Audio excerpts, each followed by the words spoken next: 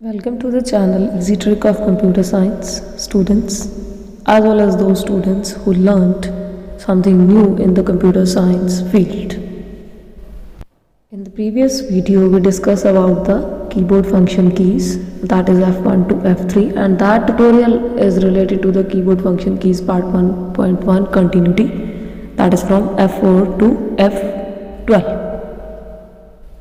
And those students who don't see the previous videos, the link of part 1 and part 1.1 is also available in the description box, so you can check it out. Now we will discuss about the function keys F4 to F12. The first key F4 can relate it with the closing of windows and shut down your PC. अगर आप लोग PC on किया हुआ है आप लोगों ने और आप क्लोज़ करना चाहते हो किसी भी एप्लीकेशन को या फिर शट डाउन भी करना चाहते हो पीसी को, तो आपको विंडोज़ के आइकन के ऊपर जाने की भी ज़रूरत नहीं है, माउस की भी कोई ज़रूरत नहीं है। उस टाइम पे सिर्फ अगर आप लोग F4 की हेल्प लोगे और कॉम्बिनेशन प्रेस करोगे ऑल्ट की के साथ। Alt keys available in the alphanumeric keys and alt means alternate means change करना है हमें वो प्रोसीजर जिसके ऊपर हम अभी काम कर रहे हैं, और चेंज क्या करना है, हमें उसको क्लोज़ करना है या पूरे पीसी को शट डाउन करना है। तो आप कॉम्बिनेशन प्रेस कीजिएगा ऑल्ट प्लस F4 की, तो आपका जो सिस्टम है वो शट डाउन हो जाएगा। सो द नेक्स्ट की इज़ द F5 की and that is the very popular की, क्योंकि ये बहुत सारे लोग ऑलरेडी ही यूज़ करते हैं। बाकी कीज़ का तो फंक्शन चाहे किसी भी कंप्यूटर साइंस के बच्चों को ना पता हो, और जो कंप्यूटर साइंस फील्ड्स के स्टूडेंट्स नहीं भी हैं, इवन अपने लिए कंप्यूटर यूज़ करते हैं, उनको भी बाकी कीज़ का कोई फंक्शन पता नहीं होता। लेकिन F5 का फंक्शन बहुत सारे लोग यूज़ करते हैं, क्योंकि F5 का फंक्शन होता है रिफ्रेश करना या रीलोड करना। रीलोड मीन्स कि अगर आप कोई भी पार्ट के ऊपर कंप्यूटर के किसी भी सॉफ्टवेयर के अंदर या फिर इंटरनेट के किसी भी फाइल के साथ आप वर्किंग कर रहे थे और आप कोई चेंजेस उसमें कर चुके हो और उनको आपने सेव किया है, लेकिन वो सेविंग चीज़ आपको दिख नहीं रही सॉफ्टवेयर के अंदर, तो आप रिफ्रेश प्रेस करोगे सेव करने के बाद, तो आपको ऑटोमेटिकली वो वही न्यू डॉक्यूमेंट आपको प्रेजेंट करेगा जो कि आप लोगों ने चेंजेस करके सेव किया होगा। और अगर आप लोग इंटरनेट के किसी भी ब्राउज़र के ऊपर हो और आपने कोई फाइल ओपन की है और वो प्रॉपरली लोड नहीं हो रही, कई बार इंटरनेट की स्पीड स्लो होती है, वो प्रॉपरली लोड नहीं हो रही होती, तो आप उस टाइम के ऊपर F5 अगर प्रेस कर दोगे तो वो वही फाइल दोबारा से अपलोड होनी शुरू हो जाएगी और ईजीली ओपन अप हो जाएगी। एंड द नेक्स्ट की इज़ द F6 की।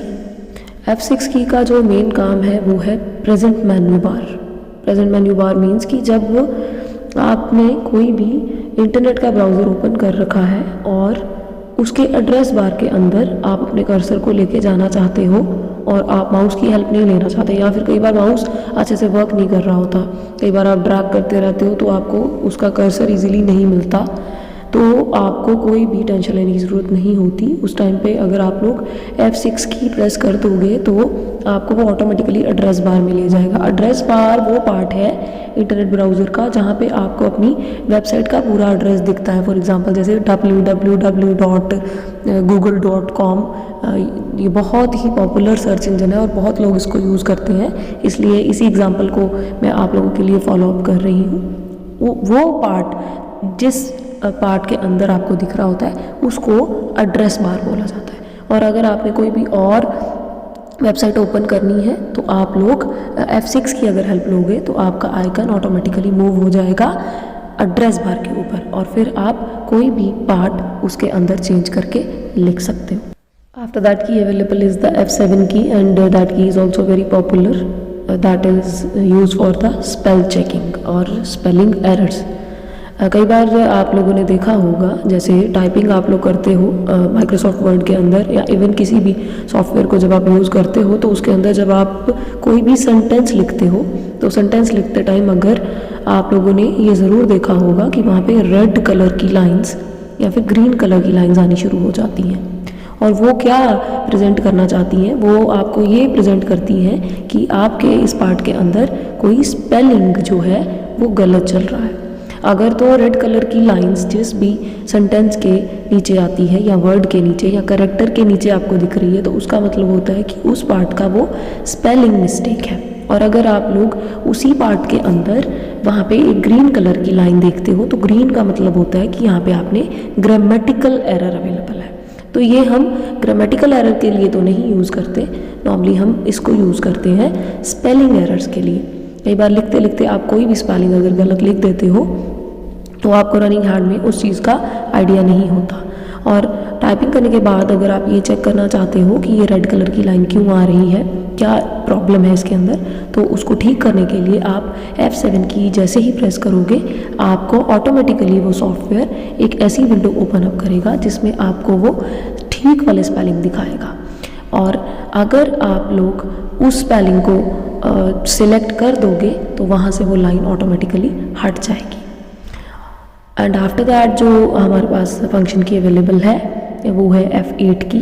F8 की जो काम मेजर करती है वो काम करती है ऑपरेटिंग सिस्टम के फंक्शन के लिए, उसके बूटिंग के प्रोसेस के लिए, कुछ भी रीबूट करने के लिए। जो रीबूटिंग का प्रोसेस होता है या बूटिंग का प्रोसेस उस चीज़ को बोला जाता है जब आप अपने कंप्यूटर्स को डेली बेसिस के ऊपर स्टार्ट करते हो। जो पावर ऑन जो कंप्यूटर करते हो आप लोग उसको बूटिंग बोला जाता है। तो बूटिंग के प्रोसेस के अंदर ऑपरेटिंग सिस्टम जो है, जैसे ही आप लोग रोज़ अपना कंप्यूटर ऑन करते हो तो उस टाइम के ऊपर आपको जो विंडोज़ दिखती हैं, डेस्कटॉप की विंडो दिखने से पहले पहले जो विंडोज़ आप लोगों को दिखती हैं वो प्रोसेस सारा बूटिंग का प्रोसेस होता है। और उस पार्ट के अंदर ऑपरेटिंग सिस्टम जो अपनी फाइल्स को लोड करता है आपके डेस्कटॉप के ऊपर प्रेजेंट कॉन्फ़िगरेशन दिखाने के लिए, ताकि आप लोग उसको इजीली यूज़ कर लो। और अगर कोई भी पार्ट चलते चलते कई बार आपका बंद हो जाए अगर ऑपरेटिंग सिस्टम, तो वहाँ पे वो ऑटोमेटिकली भी रीबूट करता है। और अगर आपने विंडोज़ के अंदर कोई भी चेंजेस करनी है, जैसे कि विंडोज़ 7 वर्जन आपके पास अवेलेबल हो और आप उस वर्जन को विंडो 8 के साथ अपडेट करना चाहते हो, तो फिर उसको हम अपडेट करके तो फिर रीबूट का प्रोसेस जैसे ही ऑन करते हैं तो ऑटोमेटिकली वो बूटिंग प्रोसेस जो है वो चलना शुरू हो जाता है और ऑपरेटिंग सिस्टम के सारे फंक्शन ऑटोमेटिकली इस काम को करते हैं और आपको डेस्कटॉप बाद में इशू हो जाता है आपके वर्किंग एरिया में। नेक्स्ट की जो अवेलेबल है दैट इज़ द F9 की, और F9 की यूज़ होती है रिमूव द सिलेक्टेड पोर्शन। जैसे कि आप लोग किसी भी सॉफ्टवेयर के अंदर जब वर्क कर रहे होते हो तो उसमें कुछ पार्ट जो सिलेक्ट करके आप उसको डिलीट करना चाहते हो, तो सिलेक्ट करने के बाद आप लोग उसको इजीली डिलीट करते हो माउस के साथ, माउस की हेल्प के साथ आप लेफ़्ट की प्रेस करके फिर उसको कट करते हो या फिर डिलीट भी कर सकते हो।